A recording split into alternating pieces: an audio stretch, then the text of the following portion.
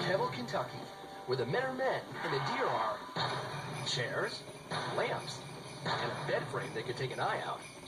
It's just screwing antlers together, but by golly, some people like it.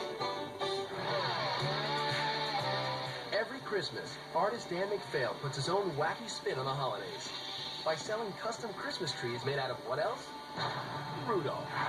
What's the difference between a Christmas tree and a chandelier? Well, I'll just make a taller chandelier. Don't worry, Dan is a cowboy with a conscience. No animals were harmed in the making of this tree. I only use dropped antlers. Antlers grow back every year, and they just fall off. This year, Dan is hawking a 9.5-foot tall antler Christmas tree for the whopping price tag of $25,000. It'll take about 100 antlers and over a week to create the sculpture. Assisting him in the process will be Dan's apprentice, Jeremy. Dan's an awesome teacher. He's patient. Step 1. Drill the heck out of the antlers so they can run the lights through them. That's just perfect. We want it to feed through fairly easily. Okay. My biggest concerns would be just basically breaking something. You don't have to force the wire.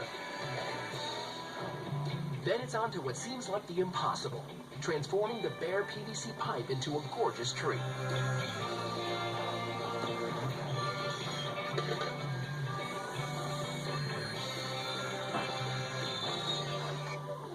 Cool. I start with elk because I have to have a lot of girth at the base. Then I switch to mule deer, which have a beautiful curve to them. And then I switch to whitetail, which curves dramatically. The easiest part was screwing the antlers on. Once the antlers are all attached, it's time for the fancy talk to start. He uses a phrase called trompe-l'oeil that is the art of fooling the eye. That was a little more difficult than I thought. What makes Dan a true artist is his ability to blend the epoxy with the antlers so that they appear to be parts of a single tree. You want that antler to flow in and resemble a tree to make that as easy as possible to the eye, and that's trompe-l'oeil. In order to create the natural mottled effect of tree bark, Dan uses a variety of tools of his own invention, including his all-natural sealer. Mothers use it on children's faces. It also is great for working with this epoxy. It's the cowboy's secret handshake. Yeah, I got DNA all over this thing. Over 50 man-hours and 2 buckets of spit later, this piece has miraculously turned into an extreme tree. The key is to make it look as if it wasn't any effort to make.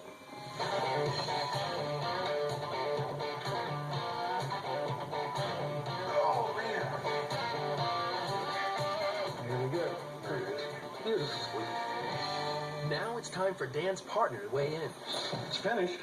Yeah, it's beautiful. Let's fire it up and see if it works. All right. Sweet. Oh, it's beautiful. That's awesome. Are the 9.5 feet of PVC pipe and over 100 antlers worthy of its $25,000 price tag?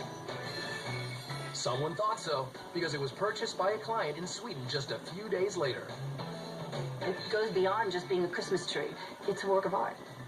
That's what makes this extreme. It's not for everyone, but I like it. Wow. He's not